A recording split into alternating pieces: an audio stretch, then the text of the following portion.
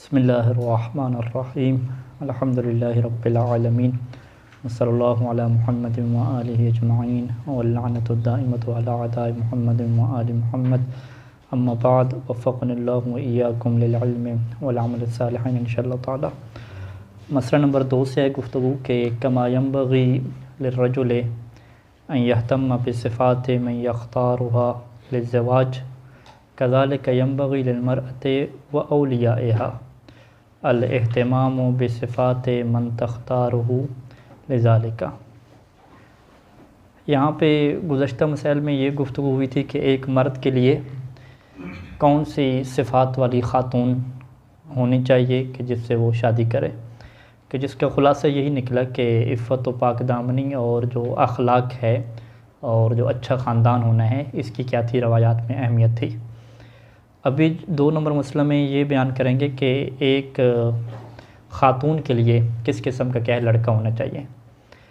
तो यहाँ पर भी जो बुनियादी तौर पे मरकज़ी हैसियत है वो भी दीन को और मर्द के पाक दामन होने को हासिल है कि एक ख़ातून भी अगर किसी मर्द से शादी करना चाहती है तो वो भी ये देखे कि वो मर्द आफ़ीफ़ पाक दामन है या पाक दामन नहीं है। यानी जिस तरीके से मर्द देख रहा है कि मैं एक जो है वो पाक दामन लड़की से शादी करने जा रहा हूँ, तो लड़के के लिए भी यही हुक्म है कि वो भी मर्द को देखे तो उसे भी क्या है पाक दामन के तौर पे देखे। यानी ये ना देखे कि बस लड़के के पास पैसा वगैरह है, सब कुछ है, बाकी वो पाक दामन है या पाक दामन नहीं है, इस हवाले से वो दीनदार है या दीनदार नहीं है। ये ऐसी बात नहीं है, बल्कि ख़ातून के लिए भी यही क्या मेयारात हैं जो एक जो है वो मर्द के लिए क्या थे, ख़ातून के लिए क्या थे, मेयार थे। तो यहाँ पे भी क्या कुछ रवायात को जो है वो सही से सानी दामद अली क्या बयान फरमाएंगे। कमा यंबग़ी लिर्रजुल, जैसा कि एक मर्द के लिए चाहिए था कि यहतम्मा कि वो इह्तिमाम करे बेसिफ़ात मन, उसकी सिफ़ात को कि मैं यख्तारहा लिज़्ज़वाज, कि जिसको वो इख्तियार करता है शादी के लिए। कज़ालिका यंबग़ी लिलमरअति, इसी तरीके से एक ख़ातून के लिए भी ये चाहिए। अच्छा, ख़ुद ख़ातून के लिए भी चाहिए और यहाँ पे इजाफ़ा किया व औलियाइहा, और जो ख़ातून के क्या होते हैं शरई तौर पे वली होते हैं, औलिया होते हैं, यानी उसका वालिद हो गया और उसका क्या हो गया, दादा हो गया। तो उसके वालिद और दादा को भी चाहिए और ख़ुद ख़ातून को भी ये चाहिए। क्या चाहिए कि अल एहतमाम, को वो बाकायदा एहतमाम करें, इस चीज़ को अहमियत दें कि बेसिफ़ात मन, कि वो कौन सा बंदा है, वो कौन सा लड़का है कि तख्तार लिज़ालिका, कि जिसे वो ख़ातून के लिए क्या इख्तियार कर रहे हैं। फ़ला ततज़व्वज, बस वो ख़ातून शादी ना करे, इल्ला, मगर किससे शादी करे, इल्ला रजुलन दय्यिनन, मगर वो मर्द के जो दीनदार हो, दय्यिनन यानी दीनदार, दिन से है, और अफ़ीफ़न, अफ़ीफ़न क्या मतलब, पाक दामन, कि वो मर्द भी ऐसा ना हो कि गैर शरई कामों में क्या मुलव्वस हो, उसका दामन भी क्या हो, पाक हो। और हुस्नुल अखलाक है, और यहाँ पर भी जो अहमियत दी है वो हुस्न अखलाक को दी है कि उसका जो अखलाक है वो क्या हो, बेहतर होना चाहिए। यानी जिस तरीके से मर्द जो है वो ऐसी ख़ातून को देख रहा था कि जिसका अखलाक बेहतर है, इसी तरीके से ख़ातून के लिए भी है कि वो ऐसे मर्द को देखे कि जिसका अखलाक क्या हो, बेहतर हो। अच्छा, इस चीज़ की कितनी अहमियत है, कहते हैं कि फ़ान रसूलुल्लाह सल्लल्लाहु अलैहि व आलिहि, अल्लाह के रसूल से ये रवायत है कि अन्निकाहु रिक़्क़ुन फ़इज़ा अनकहा अहदुकुम वलीदतन फ़क़द अरक़्क़हा, कि फ़रमाया कि ये जो निकाह है ये ग़ुलामी है, क्योंकि आगे अहकाम आएंगे कि ख़ातून के लिए क्या होती है, मर्द की इताअत होती है। तो अल्लाह के रसूल ने इसको भी क्या ग़ुलामी से ताबीर किया। तो फ़रमाया कि फ़इज़ा अनका अहदुकुम वलीदतन, कि जब कोई अपनी जो है वो वलीदा यानी अपनी बेटी की शादी करता है तो फ़क़द अरक़्क़हा, गोया कि उसने उसे क्या किया, किसी की ग़ुलामी में दे दिया। तो जब इतना यानी मुश्किल मरला चल रहा है तो फ़ल यंज़ुर अहदुकुम, तो तुम में से हर एक देखे कि लिमन युरिक़्क़ु करीमतहू, करीमा बेटी, कि वो अपनी बेटी को किसकी ग़ुलामी में दे रहा है। तो यानी वो ये ना समझे कि लड़की अब वहाँ पे जाएगी तो बिल्कुल जो है वो एक बराबरी का निज़ाम होगा और ये अपने हुकूक वगैरह ले लेगी, नहीं, इस एतबार से ना देखे। वो ये देखे कि जिसके पास वो अपनी बेटी को भेज रहा है वो कितना शराफ़त और कितना अखलाक के हवाले से अच्छा है, कि ताकि अगर उसके पास कोई ग़ुलाम भी आता है तो उसके साथ उसका कैसा बर्ताव होता है। यानी इतना जो है वो अखलाक के एतबार से फ़ोकस फरमाया कि मर्द को जो है वो अखलाक के एतबार से कितना होना चाहिए। और यहाँ से इस रवायत से ये भी हमें समझ आता है कि जो नरमी है मर्द के अखलाक में, उस नरमी को क्या अहमियत दी जा रही है। क्योंकि आम तौर पे होता क्या है कि जो ग़ुलामों के साथ मालिक का बर्ताव होता था वो बड़ा सख्त होता था, सवाए वो मालिक के जो दिल के क्या होते थे, बड़े ही नरम होते थे। जो दिल के बड़े नरम होते थे तो उनका जो बर्ताव और सलूक है अपने ग़ुलामों के साथ वो बहुत ही क्या है, अच्छा होता था। तो यहाँ पर भी ये ताबीर फरमाया निकाह को ग़ुलामी के साथ, ताकि वो किसी मर्द को देखें तो इस एंगल से देखें कि अगर इस मर्द के पास कोई ग़ुलाम हो तो इसका कितना दिल नरम है, कितना दिल नरम है कि उसके साथ कैसा बर्ताव करेगा। तो यानी अखलाक के अतबार से फिर इतनी यानी सख्त यहाँ पे अल्लाह के रसूल की जो है वो यहाँ पे नसीहत है कि वो मर्द के अखलाक को इस एतबार से देखें कि गोया कि उसकी ग़ुलामी में क्या खातून जा रही है, अब वो उसे कैसे हैंडल करता है, कितना अखलाक अपनाता है, ये जो है वो अहमियत है। तो ज़ाहिर बात है आजकल के माशरे में ना जो है वो अखलाक को देखते हैं, ना पाकदामनी को देखते हैं, बस क्या देखते हैं कि उसकी अच्छी नौकरी और पैसा है, इसी चीज़ को देखते हैं। चाहे वो बड़ा सख्त मिजाज का हो, गुस्से वाला हो, चाहे वो पाकदामन ना भी हो, यानी पता है वाज़े तौर पे कि ये जो मर्द है ये गैर अखलाकी कामों में मुलव्वस है, फिर भी क्या उसे दे देते हैं रिश्ता। तो ये सारी चीज़ें क्या रवायात अहले बैत अलैहिस्सलाम के ख़िलाफ़ हैं। और पीछे भी रवायात गुजरी थी कि वहाँ पर भी बाकायदा मज़म्मत की थी कि लड़की के माल और सरवत को देख के शादी ना करें। तो यहाँ पर भी जो रवायात सैयद सिस्तानी दामद ज़िल्लुल आली ने इख्तियार फरमाई है, यहाँ पे भी माल नाम की चीज़ आपको नज़र नहीं आएगी।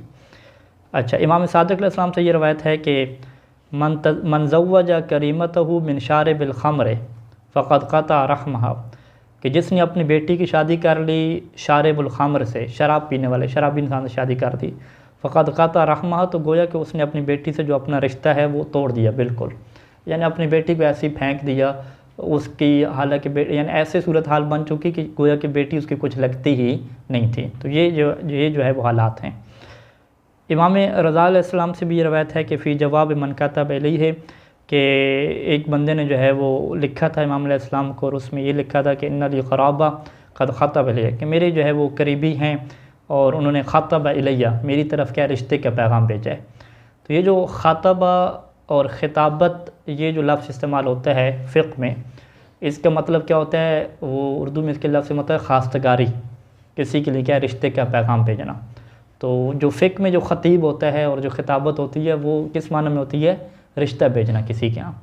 तो यानी ये जब कोई लिख रहा है इमाम अलैहिस्सलाम को कि मेरी तरफ रिश्ता आया है, तो यानी ये ख़ातून लिख रही है, क्योंकि जो रिश्ता भेजा जाता है वो ख़ातून के घर क्या है, मर्द भेजता है। तो यानी गोया कि सवाल क्या हो गया कि एक ख़ातून की तरफ से सवाल गया इमाम अलैहिस्सलाम की खिदमत में कि मेरी तरफ जो है वो एक रिश्ता आया है और एक मेरा रिश्ता आया हुआ है। ठीक है, हम सीधे सीधा कहें कि इमाम रज़ा अलैहिस्सलाम को जो है वो ये सवाल भेजा गया कि एक ख़ातून है और ख़ातून ने ये कहा है कि उसके लिए जो है वो एक रिश्ता आया है। लेकिन प्रॉब्लम क्या आ रही है कि वफ़ी खुलुक़िही सूअन, कि उसका जो अखलाक है वो बुरा अखलाक है, यानी बंदा जो है वो अखलाक वाला नहीं है, बुरे अखलाक का मालिक है। तो अब मैं क्या करूं, क्या रिश्ता एक्सेप्ट कर लूं या रिश्ता एक्सेप्ट ना करूं। तो इमाम अलैहिस्सलाम ने जवाब में क्या लिखा कि ला तज़व्वजहु इन कान सय्यअल खल्क़, ला तज़व्वजहु, कि उससे तुम शादी ना करो। इन कान सय्यअल खुल्क़, अगर वो क्या है सय्यअल खुल्क़, अगर वो अखलाक का बुरा है तो उससे फिर शादी तुम ना करो। यानी वाज़ेह तौर पे मना फरमा दिया, इसमें कोई अगर मगर की कोई बात ही नहीं की। यानी वाज़ेह मौक़िफ़ है कि अगर कोई रिश्ता ऐसा आता है और वो मर्द क्या है अखलाक का बुरा है, बाकी जितनी सिफ़ात उसकी अच्छी होती रहें, ला तज़व्वजू, इमाम ने फरमाया उससे जो है वो बिल्कुल जो है वो शादी तुम ना करना। तो लिहाजा जो है वो ख़ातून के लिए जिस मर्द को इख्तियार किया जा रहा है उसमें हुस्न खल्क़ और उसके अच्छे अखलाक वाला होना, इसकी जो है वो रवायात में जो है वो बहुत ज़्यादा क्या अहमियत दी गई है। सर गुजारिश ये है कि जब उसका अखलाक अच्छा नहीं है तो अब ये सवाल यहाँ ये है कि विलायत का क्या हुक्म है, या विलायत साकित हो जाएगी दादे और बाप की? हाँ, वो आगे मसाइल आ रहे हैं, आगे मसाइल आ रहे हैं। औलिया हक़ की जो पूरी बहस है ना कि क्या मर्द और दादा को ये शादी इख्तियार करने का हक़ है या हक़ नहीं है, उसकी क्या शर्त हैं, ये सारी बहस आ रही है। तो आपका सवाल जो है अगली बहस के मुतालिक। अखलाक वाज़ेह है, जो उर्फ़ी माना में बदतमीज़ ना हो, ठीक है, नाइंसाफ़ी करने वाले ना हो, मार पीट करने वाले ना हो, गाली देने वाला ना हो, ये चीज़ वाज़ेह। अच्छा जी, ये यहाँ तक जो है वो मसाइल क्या है ख़त्म हो गए। ठीक है, मज़ीद जो है वो सैयद सिस्तानी ने इसको जो है वो जो अहम चीज़ें थी, जो अहम रवायात थी, उनको बयान फरमा दिया। अभी जो है वो आगे जो है वो मज़ीद बढ़ते हैं कि मसला नंबर 3 में कि युस्तहब इंद इरादत तज़वीज, एक बंदे ने अगर शादी का इरादा कर लिया है तो उसके लिए मुस्तहब है कि सलात व रकातैन के वो 2 रकत नमाज़ पढ़े, व दुआ बिल मासूर, और ये दुआ पढ़े। मासूर क्या होता है? मिन मनकूल, यानी वो दुआ कि जो अहले बैत अलैहिस्सलाम से नकल की गई है। दुआएं 2 तरह की होती हैं, कुछ दुआ जो है वो उलमा वगैरह ख़ुद क्या है बना के देते हैं, ठीक है। जिस तरीके से हम उर्दू में दुआ नहीं मंगवाते कि हमारे गुनाह माफ़ फरमा, वालिदैन के गुनाह माफ़ फरमा, जिनके रिज़्क़ माल में कमी है बरकत अता फरमा, इस तरीके से मौलाना ने एक लंबी सी दुआ बनाई होती है। तो वो दुआ क्या होती है? गैर मासूर होती है, यानी मासूम से नकल नहीं होती। मासूर क्या मतलब? कि वो दुआ जो रवायात में मासूम से क्या है नकल हुई है। तो यानी 2 रकत नमाज़ पढ़े और 2 रकत नमाज के बाद ये वाली क्या दुआ पढ़े। अच्छा, इस दुआ में क्या है कि अल्लाहुम्मा इन्नी उरीदु अन अतज़व्वजा, क्या अल्लाह मैंने इरादा कर लिया शादी करने का, फ़क़द्दिर ली मिनन निसाए आफ़हुन्न फ़रजन, बस मेरे मुक़द्दर में रख दे ख़वातीन में से उस खातून को कि आफ़हुन्न फ़रजा, के जो सबसे ज़्यादा क्या हो पाक दामन हो, वहफ़ज़हुन्न ली फ़ी नफ़्सिहा, और उस खातून को रख ले मेरे लिए कि जो मेरे लिए ज़्यादा क्या हो हिफाजत करने वाली हो। किस में? फ़ी नफ़्सिहा, अपनी हिफाजत करने वाली भी हो, व फ़ी माली, और मेरे माल की भी हिफाजत करने वाली हो, व अवसअहुन्न रिज़्क़ा, और ऐसी खातून को रख दे कि जो रिज़्क़ के हवाले से क्या है वसअत वाली हो। यानी ये ताबीरात बहुत सारी रवायात में आई है कि ख़ातून के साथ जो है वो रिज़्क़ को क्या है जोड़ा गया है। तो ये बात यानी फिर हम ये कह सकते हैं कि एक रवाज की बात नहीं है कि ख़ातून की वजह से जो है वो रिज़्क़ के ऊपर असर पड़ता है, बल्कि ये बाकायदा क्या है रवायात में ये बात है कि कुछ ख़वातीन वो होती हैं कि जिनकी वजह से रिज़्क़ में क्या वसअत आती है मर्द के, और कुछ ख़वातीन वो होती हैं कि जिसकी वजह से मर्द के रिज़्क़ में क्या वसअत नहीं आती। तो ये यानी पहली सिफ़त क्या होगी कि ज़्यादा पाक दामन है अल्लाह मुझे खातून अता फरमा। दूसरी जो है वो जो मेरी हिफाजत करने वाली हो मेरे माल में और अपने ख़ुद नफ्स में। और तीसरी क्या है? रिज़्क़ के एतबार से ज़्यादा वसअत वाली हो मेरे लिए। यानी इसका ये मतलब नहीं है कि वो पैसा लेकर है, ज़्यादा जहेज़ लेकर है, नहीं, यानी मेरे लिए रिज़्क़ का सबब बने वो। और तीसरा क्या है कि आज़मुहुन्ना बरकतन, कि उसकी जो बरकत है वो बड़ी अजीम होनी चाहिए, यानी बरकत के एतबार से वो क्या हो जी अजीम हो। तो ये तब भी हो सकता है कि एक खातून जब दीन के हवाले से क्या होगी एक पुख्ता खातून होगी, तो उसी की वजह से ज़ाहिर बात है घर में क्या है बरकत है कि वक़द्दिर ली वलदन, और साथ ही क्या है बच्चे की दुआ भी मांगनी है कि वक़द्दिर ली वलदन तय्यबन, और मेरे लिए क्या है तय्यब अच्छा क्या है बच्चा करार दे। तय्यब यानी तय्यब नेक के माना में आता है, नेक बच्चा करार दे। तजअलहु खलफन सालिहन, और उसे मेरे लिए क्या करार दे जो है वो बेहतरीन जो जानशीन है वो करार दे, फ़ी हयाती व बाद ममाती, मेरी ज़िंदगी में भी और मेरी मौत के बाद भी। अच्छा, ये दुआ का जो फ़िक्र है सही सानी दामद आली नकल नहीं फरमाया, तो मैंने पूरा क्या नकल कर दिया। तो ये पूरी क्या रवायत में क्या दुआ है। अच्छा, इन्होंने जो दुआ छोड़ दी है फ़कत जो है वो बीवी तक, क्योंकि गुफ्तगू बीवी की हो रही थी तो फ़कत बीवी की दुआ मांगी, बच्चे की क्या दुआ नहीं मांगी। तो रवायत में ये भी जुमले हैं, ठीक है, बच्चे की दुआ के भी क्या जुमले मौजूद हैं। वो युस्तहब्बुल इशहादु अलल अक़द, ये हमारे नज़दीक जो अक़द निकाह के ऊपर गवाह कायम करना ये क्या मुस्तहब है, वाजिब नहीं है। जबकि जो दूसरी फ़िक़्ह वाले हैं उनके नज़दीक जो गवाह हैं वो क्या हैं जी वाजिब हैं। वल ऐलानु बिही, और इसी तरीके से जो अक़द का ऐलान करना है, ठीक है, वो कार्ड वगैरह बांटना और ऐलान करना ये भी क्या मुस्तहब है। वल खुतबतु अमामहू, और अक़द से पहले खुतबा, निकाह का खुतबा जो है वो ये भी क्या मुस्तहब है।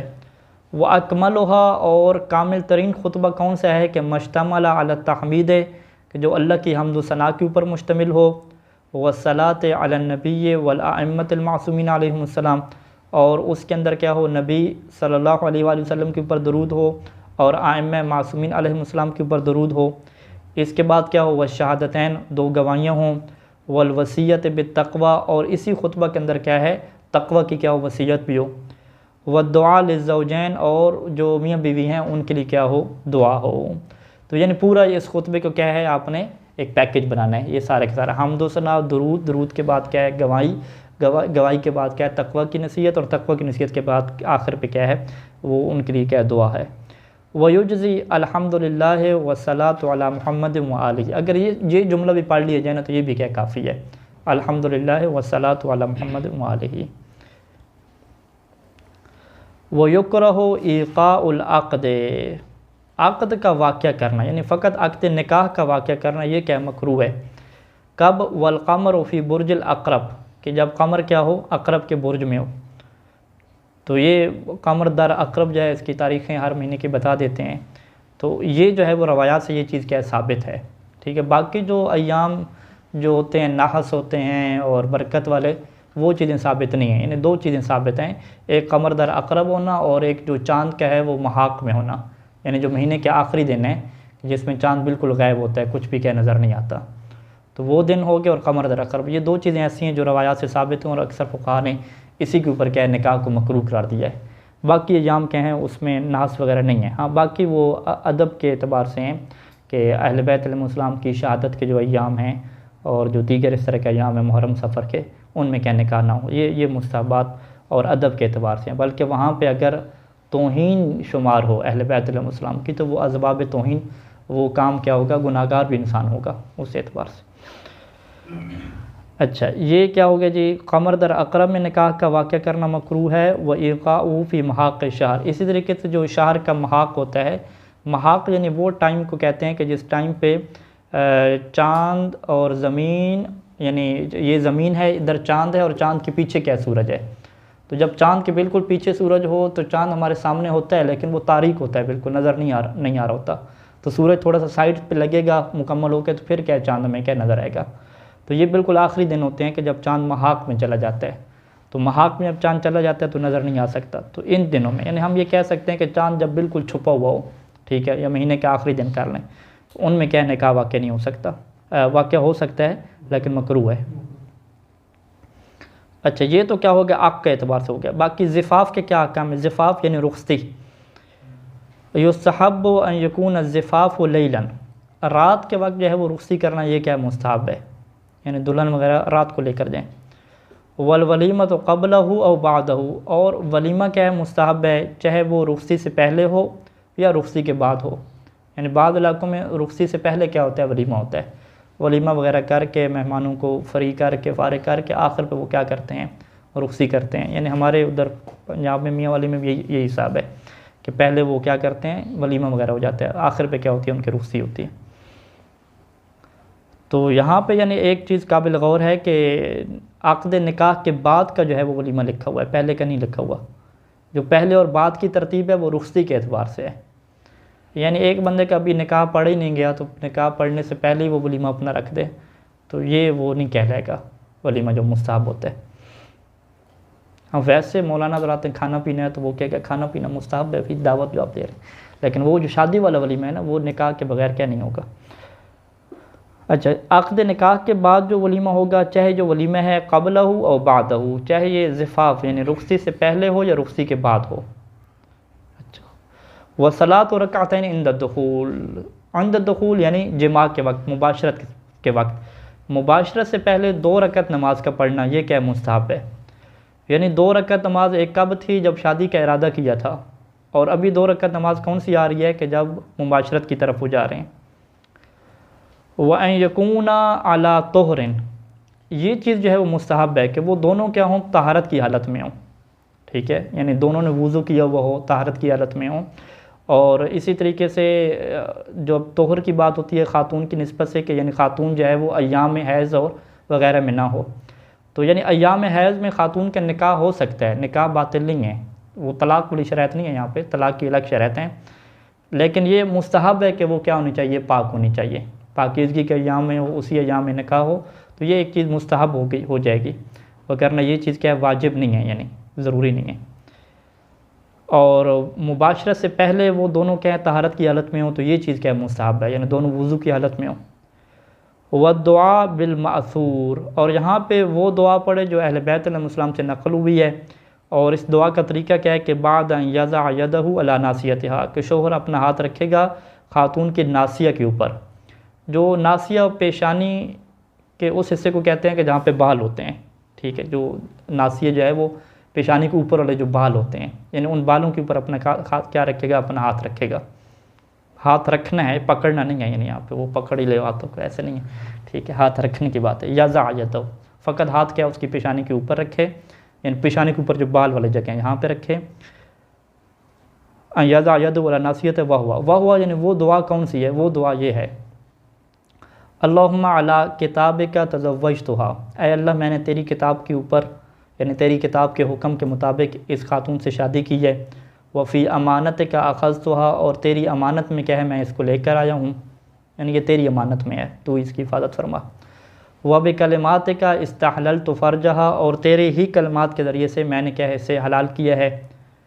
फ़इन क़ज़यत ली फ़ी रहमिहा शय्यन, अगर तूने मेरे मुक़द्दर में रखा है इसके रहम में, इसके पेट में कोई भी औलाद मेरे मुक़द्दर में रखी है, तो फ़जअलहु मुस्लिमन सवियन, तो ऐ अल्लाह तू उसे मुसलमान करार दे, सवियन और बिल्कुल दुरुस्त करार दे, ऐब से पाक। वला तजअलहु शिरक शैतान, और उसमें क्या है शैतान को शरीक ना करार दे। व अमरहा बेमिस्लिही, और शोहर ख़ातून को हुक्म दे इसी तरह से।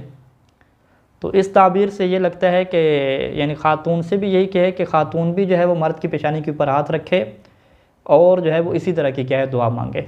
अगरचे दुआ में ये सारी चीज़ें तब्दील होंगी फिर, यानी ख़ातून तो ये नहीं कहेगी कि इसके रहम में कोई औलाद रखी है मेरे लिए, ठीक है, तो ख़ातून ये कहेगी कि अगर मेरे लिए तूने क्या है कोई औलाद रखी है इससे, तो उससे क्या है वो अच्छा करार दे।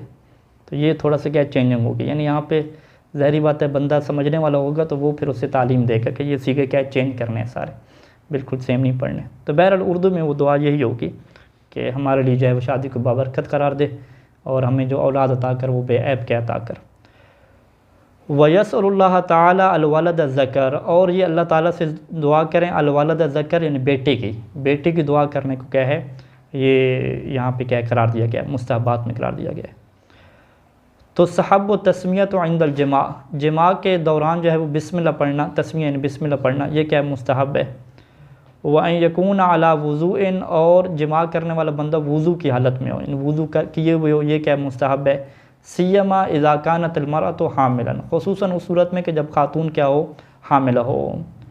हामिला खातून से जमा करने के बारे में सवाल होता है, तो हामिला खातून से जमा करना जायज़ है, ठीक है, बस ये है कि कुछ फ़ुक़हा ने मकरूह करार दिया है कि अगर वज़ू के बगैर करेंगे तो वज़ू के साथ जो है वो यहाँ पे जमा करेंगे तो वो कराहत भी क्या हो जाएगी, ख़त्म हो जाएगी। और सैयद सिसानी ने इससे मुस्तहब लिखा है कि जमा के दौरान खुसूसन अगर ख़ातून हामिला है तो ये मुस्तहब क्या ज़्यादा ताकीदी हो जाता है कि इंसान क्या वज़ू की हालत में क्या जमा करे।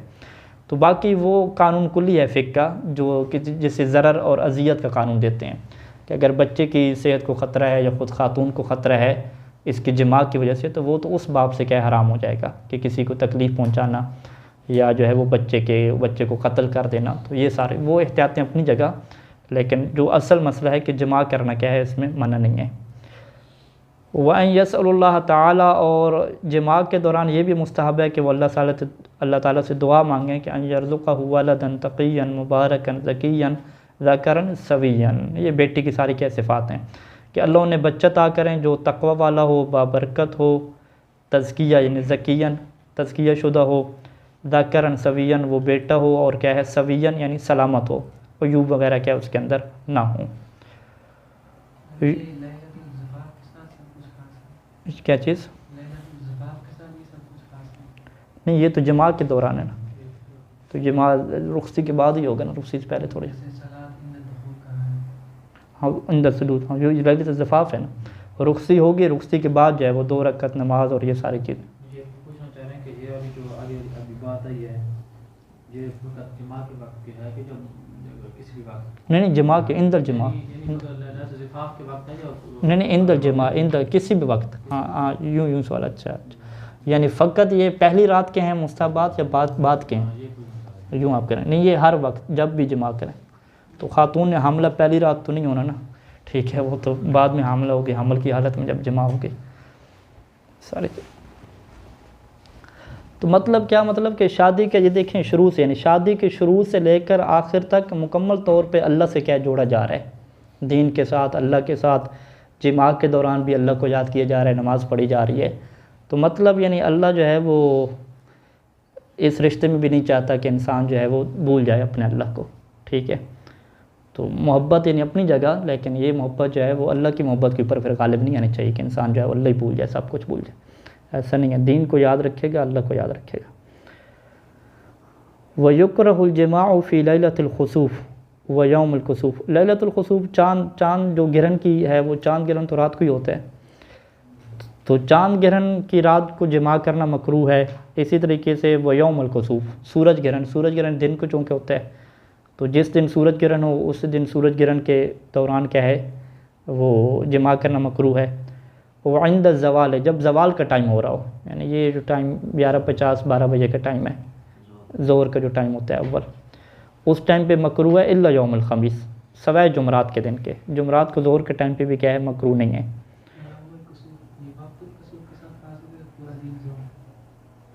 वैसे ज़ाहिर इबारत तो यौम पूरा दिन है, यानी जिस दिन सूरज ग्रहण लगा हो उस दिन क्या मुराद है। यानी ज़ाहिर इबारत वक्त नहीं लिखा, इंदल खुसूफ नहीं लिखा, यौम लिखा है, और उधर भी पूरी रात लिखा है। ज़ाहिर इबारत ये है, और मुराद भी यही होगी क्योंकि फ़िक़्ह में जो है वो दकीक इबारत लिखी जाती है। अच्छा, ये तीन टाइम हो गए ना। वइंदल गुरूब क़ब्ल ज़हाब शफ़क़, गुरूब के वक्त जमा मकरूह है, क़ब्ल ज़हाब शफ़क़ यानी अभी तक वो तारीकी चली ना गई हो, यानी जब सूरज डूबने लगता है तो थोड़ी शाम हो जाती है और फिर क्या है बाद में तारीकी आ जाती है इशा के टाइम पे। तो अभी यानी वो शफ़क़ जो अभी शफ़क़ उसको कहते हैं जो सुर्खी होती है, जो सुर्खी होती है उसको शफ़क़ कहते हैं। यानी अभी सुर्खी चली नहीं गई, यानी बालफाज दीगर अभी तारीकी छा नहीं गई। तारीकी छा जाने से पहले का जो टाइम होगा सूरज डूबने के बाद तारीकी छा जाने का, ये जो दरमियान का टाइम है इसमें जमा क्या मकरूह है। और फिर महाक में तो वो अक़्द भी क्या मकरूह था, ख़ुद निकाह करना में मकरूह था, और उसमें जमा करना भी क्या मकरूह है। महाक वही महीने के आखिरी दिन पर बनते हैं, 1-2 दिन। व बाद अल-फ़ज्र, और नमाज फ़जर के बाद, नमाज फ़जर नहीं लिखा यहाँ पे, बाद अल-फ़ज्र तुलूए फ़जर, यानी नमाज फ़जर का जब टाइम हो जाता है उस टाइम से लेकर हत्ता ततल शम्स, तो यहाँ तक कि सूरज तुलू हो जाए। तो ये जो टाइम है जो तुल्लाब के सोने का बेहतरीन टाइम होता है, तो इस टाइम पे क्या है जमा क्या है मकरूह है। वफ़ी अव्वल लैलत मिन अश-शहर, हर महीने की जो पहली रात होती है, ठीक है, उसमें क्या है ये जमा क्या है मकरूह है। इल्ला शहर रमज़ान, मगर जब वो रमज़ान का चाँद नज़र आ जाए तो आप क्या कहेंगे कि ये जो रात बन रही है वो रमज़ान की पहली बन रही है, तो उसमें क्या मकरूह नहीं होगा। यानी ईद की जो रात है चाँद रात, उस वक्त भी मकरूह हो जाएगा, फ़कत माह रमज़ान को ये ऑप्शन है। वफ़ी लैलत निस्फ़ मिन अश-शहर, इसी तरीके से हर महीने के जो क्या कहेंगे निस्फ़, यानी हर महीने की 15 तारीख जो बनेगी, हर महीने की जो 15 की रात हो गई, ठीक है, 14 तारीख होगी 15 की रात, वो आखिरी, और हर महीने की जो आखिरी रात होगी, आखिरी रात वही महाक वाली बनेगी। व इंदा ज़लज़लत, ज़लज़ला के दौरान, हाँ ये इंदा ज़लज़ला है, हाँ ज़लज़ला के दौरान होश हवास ही नहीं रहता, ठीक है, नहीं मालूम,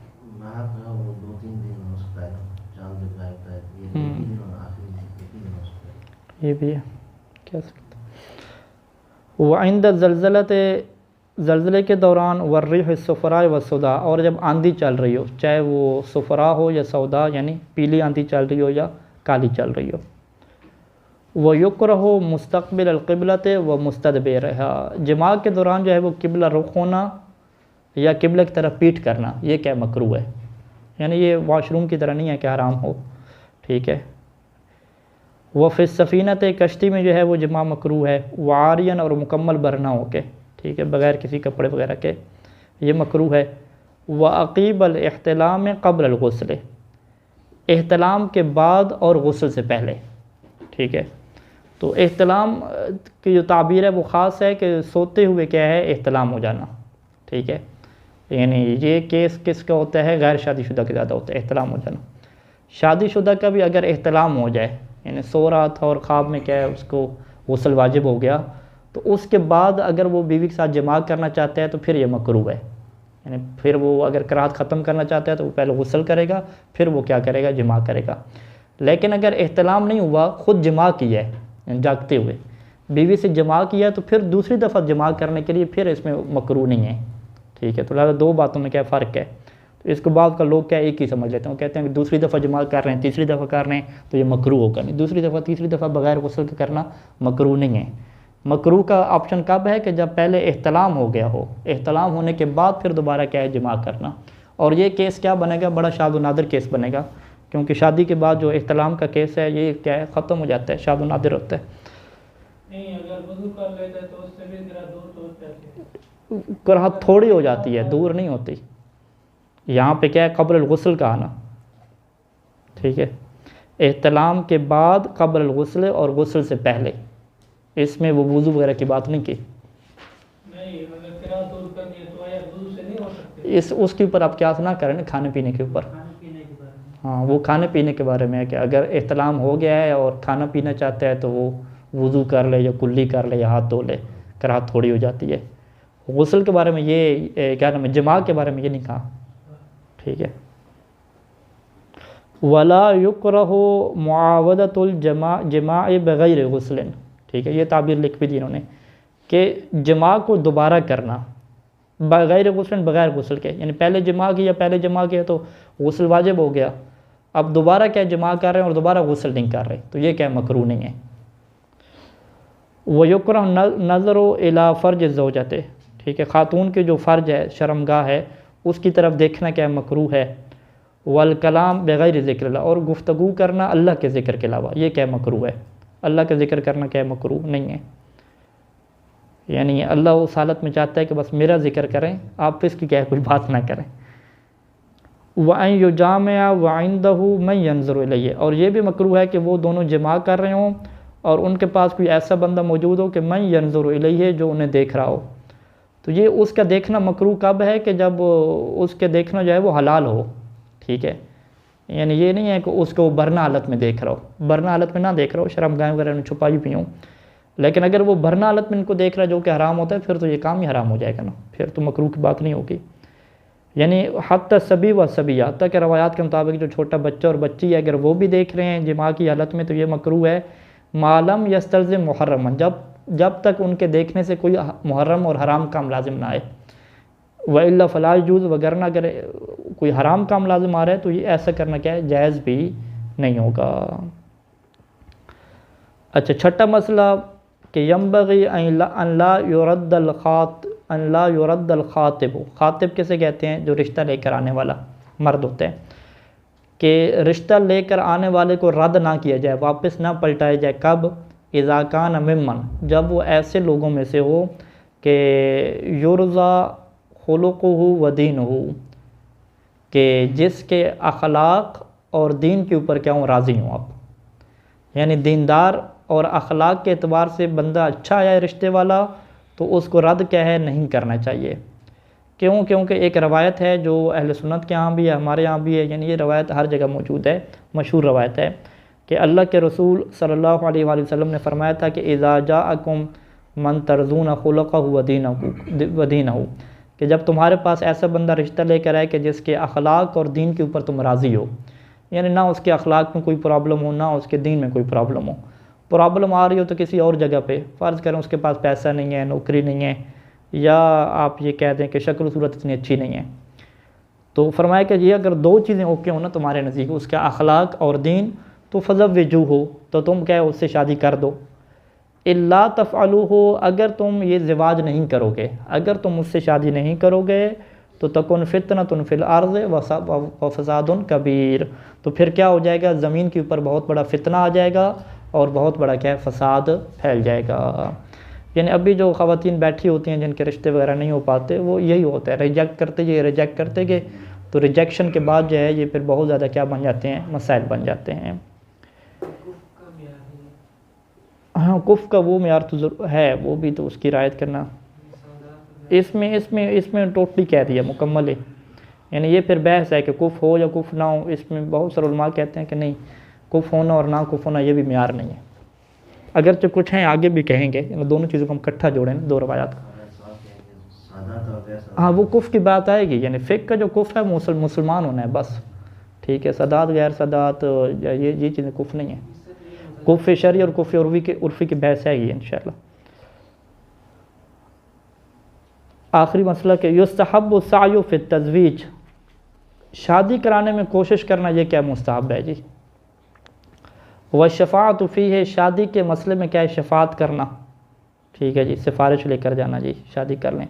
व इरज़ाउ तरफ़ैन, और जो दोनों तरफ़ैन हैं उनको राज़ी करना, तो ये सारा जो काम है ये मुस्तहब है, और मुस्तहब होने के साथ साथ क्या है, ख़तरनाक काम भी है, ठीक है, कोई ऊंच नीच हो जाए तो बंदे आपके पीछे होते हैं भी, ये आपने रिश्ता करवाया था, तो बहरहाल ये मुस्तहब काम है, ये इंसान अल्लाह की खातिर करे, दुनिया की खातिर ना करे कि मुझे क्या क्या क्या कहा जाएगा। सल्लल्लाहु अलैहि मुहम्मद व आलिहि अजमईन।